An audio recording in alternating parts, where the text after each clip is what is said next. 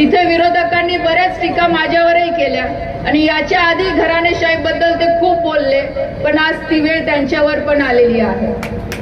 आम्ही नक्कीच आमच्या मागे घराणेशाही होती, आम्ही नक्कीच आमच्या परिस्थितीमुळे राजकारणात आलो. आज पंकजाताई असेल, मी असेल, पण याचा अर्थ असा नाहीये की आम्ही घराणेशाहीमुळे आलेलो आहोत, पण आम्ही लोकांच्या जनतेच्या सेवेसाठी आम्ही आलेलो आहोत, ना की आम्ही फक्त पद घेऊन बसलेलो आहोत. आज तिसऱ्यांदा जर तुम्ही निवडून दिलेला आहे तर मी पण तेवढी मेहनत इथे केलेली आहे. याचा अर्थ असा नाहीये की आमच्या मागे आमच्या वडिलांचं नाव होतं म्हणून फक्त आम्ही नाव लावलं आणि निवडून आलो आणि फक्त घरी बसलो. आम्ही लोकांपर्यंत पोहोचलो, तेवढा संघर्षही आम्ही केला. माझंही कुठे राजकारणाशी काही घेणं देणं नव्हतं.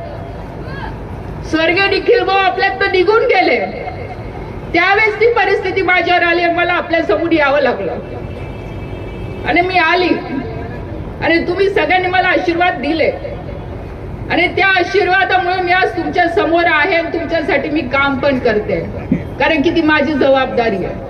मी फक्त पद घेऊन मी घरात नाही बसली, पण तुम्ही जेवढे छाती ठोक जे लोकांना सांगत होते ना की माझ्या घरातनं कोणी राजकारण करणार नाही, मग आज तुम्ही काय केलं?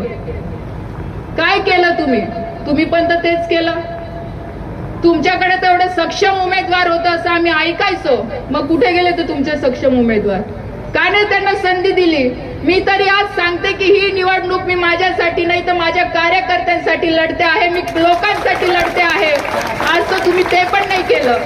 तुमचे सक्षम कार्यकर्ते असून सुद्धा तुम्ही त्यांना घरी बसवलं, स्वतःच्या मुलीला पुढे केलं आणि अजून तुम्ही स्टेजवरनं सांगतात की लढाई लोकांची नाहीये आणि खडसे पाटीलची आहे.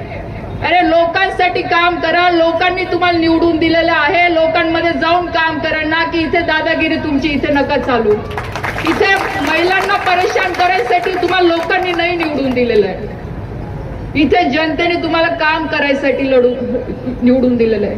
तुम्हाला कॉम्पिटिशन करायची ना आमच्या सोबत, तर कामांची करा.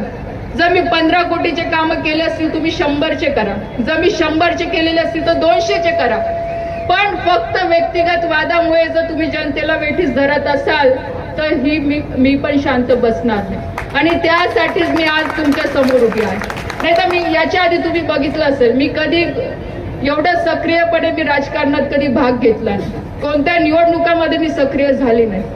माझं लोकसभेचं इलेक्शन आहे तर तुम्हीच लोक मला एवढं डोक्यावर घेऊन घेतात की मला गरज नसते की मी प्रत्येक ठिकाणी मी जाईल, कारण की तुम्ही सगळे माझ्या पाठीशी राहतात. पण ह्या वेळेस मला ती गरज वाटली म्हणून मी हा निर्णय घेतला.